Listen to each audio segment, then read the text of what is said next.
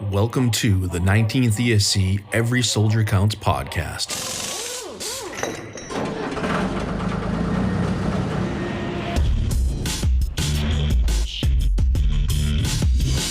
Wherever you find American troops today, you find the men of the Transportation Corps. Enough and on time. That's the story we tell you today. The story of the Army Quartermaster Corps. These youthful servicemen are members of the Army's Military Police Corps. One of the most important forces behind the lines, the Army Ordnance Corps.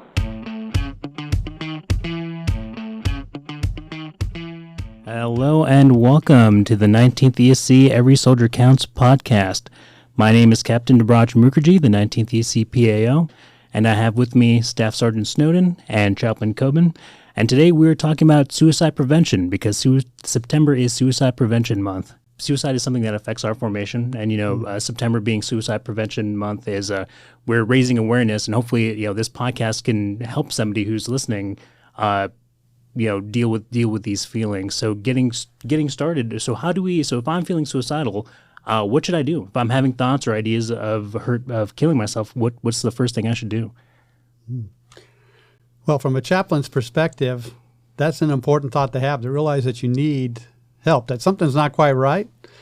As you said, it's something that's been in the Army. We've been experiencing the Army, so you're not the first one to feel that way. Mm-hmm. So first know that. You're not the first person to feel that way, so it's not unusual.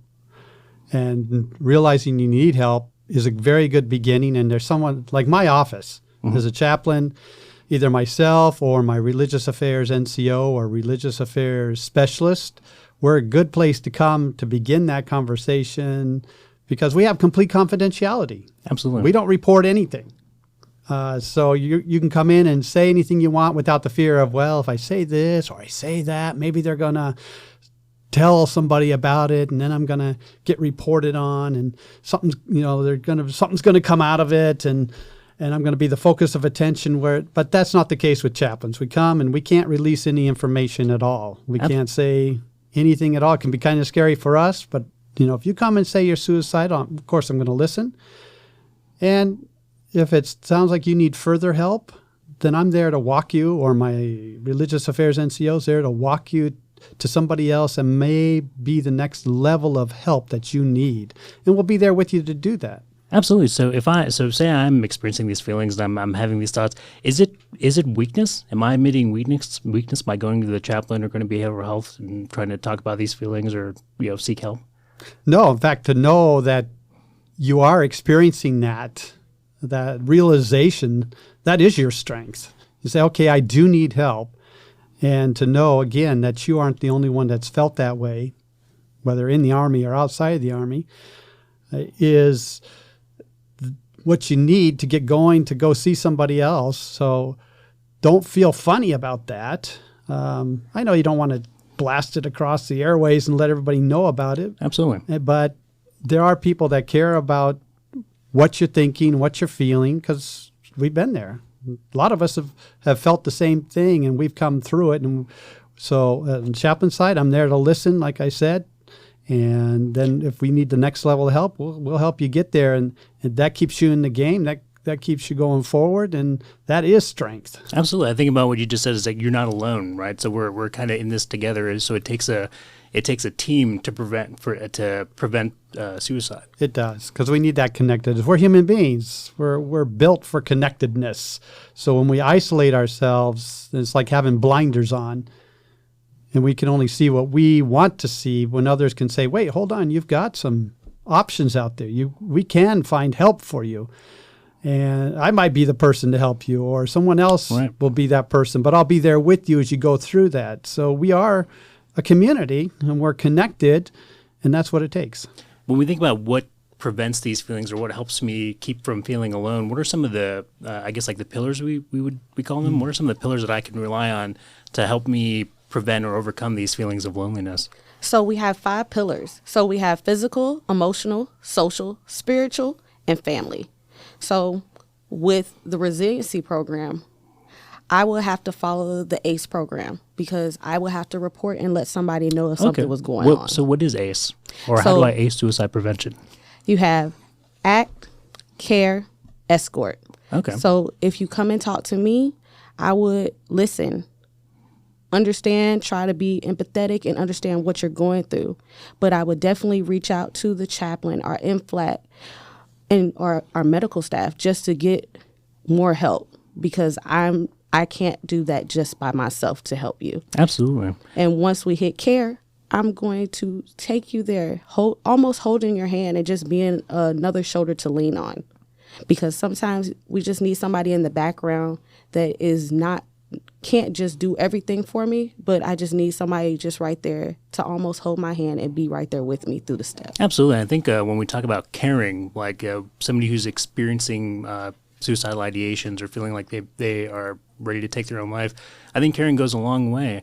Last Friday, I know we just had a Resiliency Day, an excellent Resiliency Day in Chaplain. You did a wonderful job talking about hope theory, and we actually had one of the coordinators from Camp Humphreys, and I believe he was saying that when they interviewed people who survived attempts at suicide, the number one thing that would have helped them out or would have prevented them from acting was if somebody just listened to them, if they had somebody to ask them what was going on and listen to them.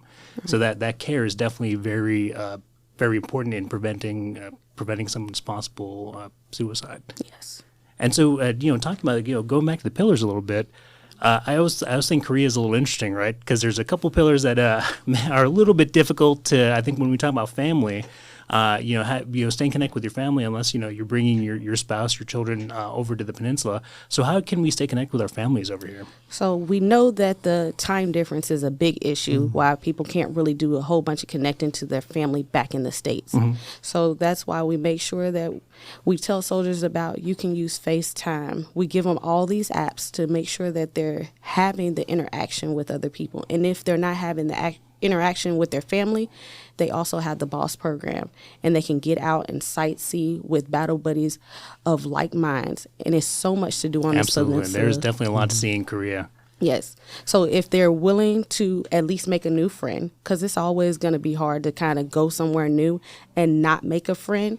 But me being my second time here, I was at Camp Casey the first time where I wasn't allowed to take my family. I leaned completely on the BOSS program, and it let me go to Jeju Island. Oh, wow. It allowed us to go to China, and I was like, it opened a lot of doors.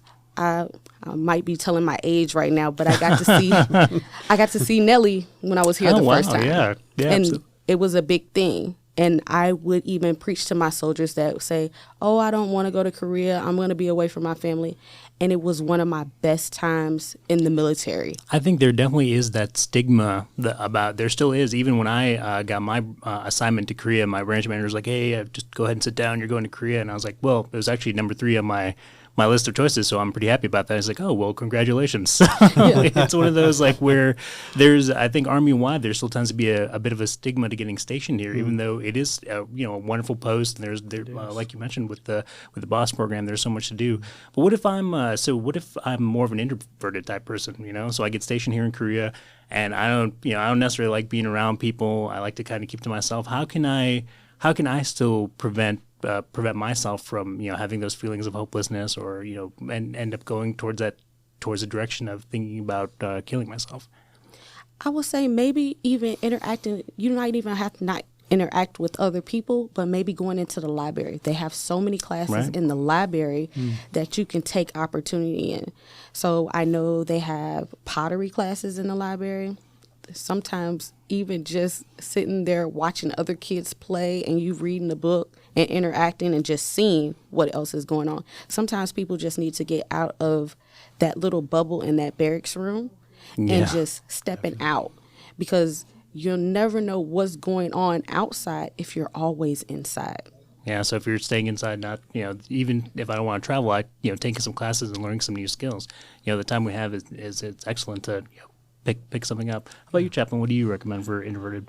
Well, oddly enough, a lot of chaplains are introverts. Oh, really? Wow. I never would have guessed that. I know it's kind of strange, isn't it? It's I would we think deal like with there's a people all certain- of the time. So it's not necessarily that you don't interact with people. You just choose when you interact with people. Because for an introvert, you're using all your energy to interact, where, as an extrovert, they're gaining energy from that interaction. And so we pick and choose what we get involved in and how far we get involved. And just knowing that and understanding different personalities, I think then we can include people in the groups without forcing them to do something, have that invitation there, or allowing them to get involved with a group that they're comfortable with. Maybe they just get involved with a hiking club, and that's all they do, but they're out there hiking. Or like you said, going over to the library and watching other people, just being around other people for an introvert. That can be enough to keep them engaged. And so that's pretty interesting that you mentioned that having these social interactions can expend energy for an introvert. How do introverts build energy or gain energy? How do we refresh ourselves? Yeah, how do you plug in? By unplugging, right? That's after because as a chaplain, right? I'm with people a lot, especially on Sundays. Yeah. I stand up in front of people and preach, and that uses a lot of energy. And I like just go home and have nothing turned on, do something I like, maybe reading or doing a little puzzle or some other small activity that's away from people, because then I start to refresh my energy by having that downtime so I can go back out. And then, of course, being married and having my wife here, she knows this about me. So she lets me know ahead of time, hey, we're going to be doing this. Absolutely. Just be prepared. So I get myself mentally prepared to do it. Then I can come back and she knows I need some downtime before we go and do something again. So it's getting to know each other. Absolutely. It's having that connectedness and a group made up of different people who know each other and can accept the differences. Kind of understanding your strengths and weaknesses. Yes. Because we do talk about when somebody is, one of the symptoms of somebody who's feeling suicidal is a massive change in their behavior, right? So how can you know somebody's behavior has changed if you don't know what they normally like to do? Mm-hmm. Exactly. Yeah, if you don't know them, then it's hard, you're right, to identify when they are being different. Absolutely. Or something they're feeling down, they're feeling blue, or not being themselves. And so prior to coming here, I actually got to do command at Fort Hood. And I also, whenever I think about these issues, I was kind of put on the former commander's cap. And so when I think about myself as a leader or other leaders within our formation, what is it that we can do to help prevent suicide within our companies and our platoons and within Team 19 in general? I would say that wholeheartedly asking a soldier how they are doing today. Because for some odd reason in our society, we say good morning, how are you? But we really don't want to know how are you. Keep walking right on. It's really just hello. And Yes. if you stop and tell me how you're doing, it's like, okay, well, I gotta. And a lot of times, a lot of people are surprised when somebody asks you a whole different question. Like, what did you do this weekend? You're like, hold on, stop. I wasn't ready for that. Yeah. Or they give you the, I'm good, how are you? So you want to wholeheartedly take the time and really listen. Don't always be in a rush to get somewhere. Absolutely. Ask the question, because if you don't ask, you don't know. We're not glass. So just looking in, thinking, oh, they're all good. And sadly to say, a lot of times that happens, and that's where soldiers feel like they're left out, because nobody's really asking the hard questions or feeling like they're genuine questions that they're really asking. Absolutely. And I think it's easy. We get so busy, like we end up having between meetings and training and all the things that all the objectives that we have to accomplish. It's easy to forget that we're a people-driven organization. And we're here for each other. Leaders are here. We accomplish the mission in tandem with our subordinates, and taking the time to understand each other is very important. Yeah, something Sergeant Snowden mentioned there about engaging with others or taking the time to listen. A lot of people, especially when they start talking to me, they have something to say, but they're always apologetic. I'm sorry, Chaplain, to be taking up your time. I know you're busy. I've always looked at it this way. Mm-hmm. It's like the Army pays me to give you my time, so you don't need to be apologetic. And I'm here to listen and to give my time. You are the important part about the Army. Absolutely. There are some meetings. Maybe I'm got to be a part of a meeting and run, but the majority of the time, if I'm not at that meeting, the command understands it's because I'm with a soldier, right. And I'm taking care of that soldier, and that's what's important. So it's not the things that we're doing when it comes to my office, but the people that come to my office that matter. I mean, you are the important part. Absolutely. And I think you that's a really interesting point that you bring up about people apologizing when they come, because literally it is your job to listen to people's problems. But I think about whenever I'm stressed out, and I'm like, oh man, let me just talk to somebody, and you feel like you're burdening them, right? You know, like you feel like, oh man, like I know you have stuff going on. Like, am I just adding to your plate? Like, how do we? So if I'm becoming depressed or becoming despondent, and feeling reluctant to share with others, how can my friends or my battle buddies or my leaders sort of help facilitate that? Because I think we are, especially in the Army, we tend to be a little bit more proud. We've got a lot of A-type personalities in the Army, that's for sure. There is, again, speaking as a chaplain, we have resources. There's an on-call duty chaplain that's available 24 hours a day. We take turns holding that phone.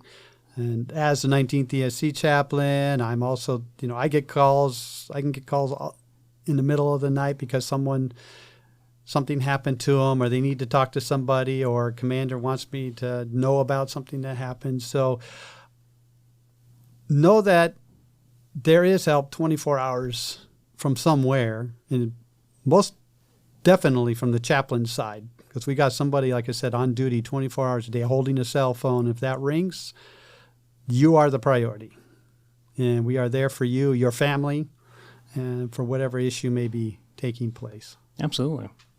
And so I think too, we talk a lot about helping out our battle buddies, and I think when we think about helping individuals who are experiencing suicidal ideations, we think about our friends and the people that we like. What if it's somebody I don't like? Right? They're still my battle buddy, but I'm not necessarily close with them. How do I be helpful? How do I be helpful to those people? Because we're a team, and we don't love everyone on our team, but we all manage to work together. So I think that's something that's always interested in me, is how do I help somebody that I may not necessarily get along with? Well, Sergeant Snowden, when I was enlisted and went to basic training, the whole point of the drill sergeants was to break us down so that if we didn't like each other, we still worked as a team, because the whole team was punished. Absolutely. If one of those people messed up, and at first you're saying, well, I'm going to get that person because I don't like them and as part of the team, and then the whole team gets drugged down. You realize I may not like them, but I got to work together. Mm. And so I've got to be there for somebody, put my feelings aside, because the whole focus is that person and their need. So I don't make fun of them for having that need. I don't put them down. And that's the importance of listening. I may not agree with them. I may think that Absolutely. What's bothering them is something I could handle easily. And still that person is struggling. So I can help them and take them to somebody, call the chaplain, or take them over to an MFLIC, or take them to somebody else that's there, that can listen to them, that can give them more time. Yeah. And do something to show that you're not necessarily abandoning them. You're still there. They can come back to you. You can circle around and see how they're doing and follow up. So they know that, hey, there's more than one person. I'm connected in different ways. So, I'm sorry. I was going to say, that's the joy of being in the Army, because we're a melting pot. So we might not all like each other at all times, but one team, one fight. Absolutely. So we're here to make sure that our battle buddy to the left and right of us is going to get home safely, just like I want to get home safely. So sometimes, we're not going to like each other. Absolutely. But I'm here to listen. I might not have all the answers, but definitely I can get you to somebody willing to listen. And at least I can stay there and be with you right there in that moment, and then get you to the right person and pass you on to the help that you definitely need. That's perfect, yeah, because we're a team, and we're accomplishing a mission. And when we're deployed, we put our differences aside, and we take care of each other. And same goes for when we're not deployed as well. Yes, that's right. I may not, for whatever reason, I may not like you, but I'm going to make sure you get home safe. Absolutely, that's it. Exactly. I can be that honest and upfront, and then once we are honest and upfront like that, we begin to overcome the things that bother us about each other, and we actually find out we can be friends and make a team. Yeah, absolutely. That's where once you put aside your differences, you actually find that common ground. Yeah. Yeah, that's Yes. I agree. I think some of the best friends I've made in the Army started off as, my rivals or enemies, and then eventually you realize like, oh, hey, we're actually, maybe one of the reasons we don't get along is because we're so similar. That's right. That's right. And then, you get lifelong friendships out of, setting aside some differences. So, so going back to like a leader's position, like a leader's responsibilities and what a leader can do in order to prevent one of their soldiers losing one of their soldiers to suicide. What are some other? So we know our soldiers, we know our formation. It sounds like we want to emphasize that team spirit. So what are some other things that I can do to help soldiers in my formation if they're dealing with suicidal ideations, or to prevent them from going down that path? So we gave a whole bunch of good points. So other than knowing your soldiers, maybe sitting down, they used to call them around the tree counselings. Oh, right. So sometimes maybe if you ask people directly what's going on, sometimes they're willing to open up. So maybe just directly asking these questions that maybe, just maybe, somebody might give you a little bit more insight to what's going on. Because a lot of times some people feel like it's just me going through this. Right. And I can definitely say from just a personal point of view is that when I was a PSC, I felt like it was just me going through this. And I was just looking out the outside that everybody else was doing great because everybody had a smile on their face. And I felt like, why am I the only one struggling? Or what's wrong with me? But when I started to ask and talk about my feelings, I understood that other people were feeling the exact same way. They were just putting on a different face for that day. So if you're willing to talk about it and be willing to share, and even if you're not, as leaders, if we just start using open-ended questions almost, and getting them out of their funk and just getting them to open up just a tiny bit, because the only thing you need is that one little spark, and somebody might be willing to talk to you. Yeah, absolutely. I totally relate to what you, because it's funny, whenever you just have conversations, I have honest conversations with people, you find that you are going through a lot of the same things. And I 100% identify with, when I was a young soldier myself, and I would struggle. I'd be like, why is it just me? Why is everyone else doing so well? And it's crazy that how much going back to finding that commonality with each other. Right. One thing I also kind of noticed is your candidness. Do you think that is there any role in that for leaders as far as being candid about their experience with like mental health, struggles with mental health? Or I know for me, it did help me open up my eyes when I had leaders above me that said, yes, these are going to be things that happen. Yep. Yes, it might have happened to me. I just came from drill sergeant world, so I was at Fort Lee. That's a high stress world. It was high stress on a regular basis. But we had other people come down and talk to the soldiers and to see their point of view and how they was going about their day. And the soldiers were really appreciative that other people were going through the same things, or that their NCOs that they looked up to, their officers that they looked up to, were having the similar things happen to them. So for me, I felt like I was a part of the group and it wasn't just me. Absolutely. And I think, when we talk about creating that open environment where people feel secure and safe, in talking to the chaplain or going to behavioral health, sometimes, the hearing it come from your leaders that, hey, I've been to mental health, or hey, I've gone through a rough time and I've sought counseling.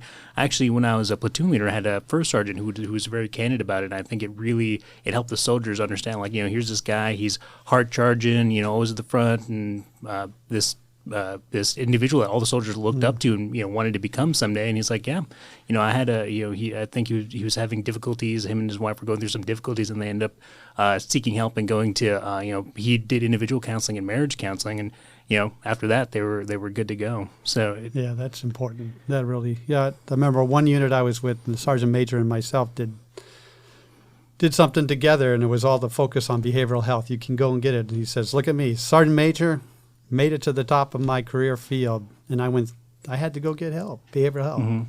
See, the chaplain, who do we go to talk to, right? Either another chaplain or you got behavioral health. Is there a chaplain for chaplains, or?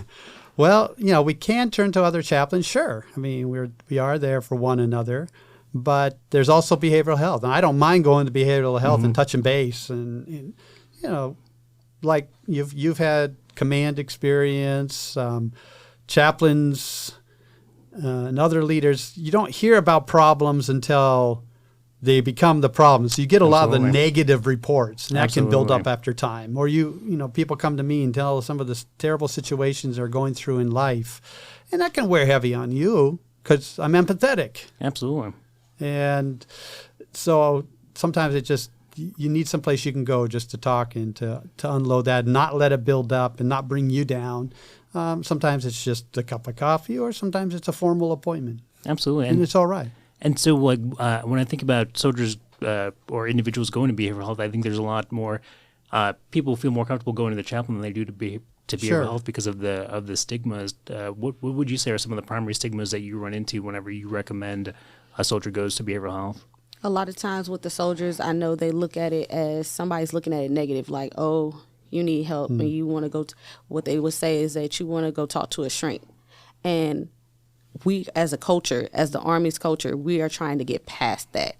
Because when I came in, that was the stigma. Nobody wanted to go to behavioral health because they knew it was going to be on their record. We knew that when it was time to go to drill sergeant school, recruiter, it was going to be brought up. Right. And I was one of those soldiers. So, when I got my evaluation, I had to sit there and talk about it. And I was like, hey, that was like 6 years ago. Like, why are we talking about this now? I was a young soldier. Right. I was away from home, and I didn't know how to cope. Yeah. But now I'm a NCO, ready to rock. Absolutely. And ready to put. So I think it just showed me that the stigma does not have to be real, or somebody doesn't have to put that stereotype on you, and you don't have to live up to that stereotype. Yeah, so it sounds like you sought help when you were a young soldier, and then later on you got an evaluation to become a drill sergeant, and even though you did seek help, that it didn't impact your career at all. Not at all. And in fact, I would say it enhanced it because having gone through it yourself, and now you're out there mentoring young soldiers, and you have the skills. Better positioned to understand. Absolutely, yeah. I think that I think that's one of the biggest ones is when we talk about your medical records and like when you're trying to get your top secret security clearance or your secret security clearance or, get evaluated for jobs like recruiter or drill sergeant. People they're like, oh, well, they're going to go back to that one time and I said I was depressed and they're going to disqualify me. And so actually when I was enlisted, I used to be a mental health specialist, and I can speak from experience and say that is absolutely never a disqualifier. If you've sought previous, mental health, if you've sought help for issues, unless it's something, that's really exceptional, that seeking help for depression or anything like that doesn't disqualify you from anything. Yeah. I think normalizing, too, that all of us at some point in life, throughout life, feel depressed. Absolutely, yeah. It's not uncommon. It's not out of the ordinary. And if you're in depression for a certain period of time, then maybe there's more help, a higher level of help we should seek. But for the most part, we go through life, we have ups and downs, we experience depression, and that's normal. Absolutely, in life. Yeah, I was thinking about it like as the bottom, like as if you're kind of at the bottom, like maybe you take a couple of days and curl up in a blanket and just watch movies nonstop, but eventually you get up and you go back to living your life. I feel like the people who benefit from going to behavioral health or talking to the chaplain are the people who can't who fall through the bottom. Like you kind of go into that low energy mode. And there's just for some reason you can't get out of it, and that's I think when you need help, and it's kind of we're talking about more than just normal oscillations, I guess, of your feelings. And that's not what everybody's seeing. They just think, oh, you just go, all of a sudden, I'm bad. I'm a bad soldier. Right. But for you to take the thought process and really look at yourself and say, yes, I might need a little bit of help. That's the goal. We all want you to figure out somewhere or somebody that you feel comfortable with to say something, to ask. Absolutely. We don't want everybody just to be sitting down here in the dumps just by yourself and just waddling in it. We want you to be able to talk to somebody to get out of that funk. Absolutely. And so it's because you're not alone. Right. I think we've very clearly established that when you're going through depression or you're going through things, especially here in Korea, you're not alone, and everyone is going through a lot of the same things. I guess the barrier is it's an individual one, right? Like just talking to each other and finding out like, oh, dang, you too? Like, I can't tell you how many times I have those conversations like, oh, you too, me too. Like, Right. Yeah. you know, it's just even on like, you know, little things that just help you feel like more connected with the people around you. Right. Yeah, that's just getting to know people by hearing their stories. You know, just ask them, you know, I'm in the Army, you're in the Army. Hey, what'd you join the Army? I joined the Army because of this. Well, how come you joined the Army? And then you begin to Absolutely. realize these stories start coming out. Yeah. And he's really, whoa, hey. And then other people are hearing it, even if they're not participating. Then they've got other resources, quote unquote, that Absolutely. they feel they can turn to. Hey, I heard you had this kind of problem. You know, I've been dealing with that. How did you get through it and get to where you're at? You know, be able to sit down. And then that's the willingness of, say, somebody, a senior NCO Right. Yeah. or myself to say, well, this is how I did it, and be candid. Yeah. Be Absolutely. candid about it. Yeah, because I think that's definitely how we learn, you know. And I think one of my favorite stories about you, Chaplain, is your first time stationed in Korea was the year I was born, month and year I was born. So that's 1986, yes. yeah, that puts life into perspective for me. It makes you rethink about things like, okay, where was I at? Oh, I wasn't even there yet. So, you know, so I think we have covered a lot of topics of how to prevent, you know, when we talk about suicide prevention. So I think, you know, if you could distill it down to for you, Chaplain, the top 3 things you'd want soldiers listening to this podcast right now to take away about suicide prevention, what would you want them to take away? Well, remember that just because you have a suicidal thought or maybe that it's not worth going on, you're not the first person to think that way. Mm-hmm. So it's not unusual. There are people out there to help. You can, like I said, you can come to my office and get complete confidentiality. And there are groups out there. We know from various studies that being connected to a group, and of course we have a lot of religious groups here, but we also have, you know, spirituality and religion. There's a difference, and we're here to help you get connected into those groups that give you some place to be with people that think like-mindedly, and then they become a resource as well. So look at what's out in the community and come to a chaplain if you have a certain practice that isn't represented, and maybe we can help you get tied in, because our job is to help make sure the free exercise of religion happens, even if you're not of our religious background. Absolutely. And Sergeant Snowden, what are the top things you think a soldier should take away from this podcast as far as suicide prevention? As a resiliency trainer, I want you to use your NCOs and use your battle buddies. If you feel in some type of way, make sure that you talk about it. And if you don't feel comfortable, let your NCO know that you don't feel comfortable. Sometimes when you tell somebody they don't feel comfortable, yeah, they might be upset about it, but at least they're willing to get you the right help that you need. Because sometimes maybe my soldier might feel comfortable enough just talking to me directly about that. Absolutely. But if they do tell me something, I let them know that I must report it, or I need to let somebody else know because this is higher than me. Absolutely. But I'll always be there for you. Awesome. Yeah, excellent points. And so for anyone who might be experiencing feelings of suicidal ideation, or if you know anyone who might be feeling suicidal, the Korea-wide suicide prevention hotline is 080-8555-118. So please, there's just like we discussed, there's a lot of avenues for help. So before things are irreversible, seek help.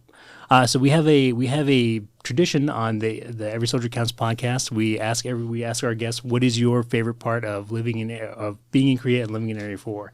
Chaplain, what's your favorite part? Well, I just moved down from Area 4 from Area 3. I came back to Korea. Notice I said came back to Korea in December of 17. So I've been here a few times in the military and as a missionary with the Presbyterian Church. So I just enjoy being out and interacting with the people. I know it sounds weird as an introvert, right? Yeah. But the Korean people usually want to interact, and they'll show you something, and they're very hospitable a great amount of the time. So feel free to step out the gate and take a chance to say something, and even if you make a mistake. And there's going to be someone there to help you experience Korea and show you the real side of Korea. Hey, try to go home with the Katusa. We used to have that program. Oh, yeah, absolutely. And yeah. spend the weekend there at their house and learn what it is to be in a real Korean house. And so those kinds of things about being hospitable, that's what I like. Absolutely. Sergeant Snowden? Mine would be the food. I'm a foodie. Yeah. I've always been Yeah. about the food. So the first time here, I learned about the neck bone soup. And when I got back, I think the second week, I figured out where I found neck bone soup for my child to try. And she was pleasantly surprised. And she was like, but nobody speaks English, Mom. I said, it's all right. We know how to point. And I got the translator app. Don't worry. Yep, And exactly. I take my child out the gate and she kind of complains about walking, but we're always trying something new. And I'm not going to say I'm that adventurous, but as long as I know kind of what it's supposed to be, we're pretty much good. Absolutely. So yeah. the food is where Yeah. it really is here. Yeah, I think we get that consistently, and I agree. The food is amazing. And yeah, everyone here is very congenial. Well, thank you so much. This has been Staff Sergeant Snowden and Chaplain Cobban. I'm Captain Mukherjee, the 19th ESC PAO, and this is the Every Soldier Counts podcast.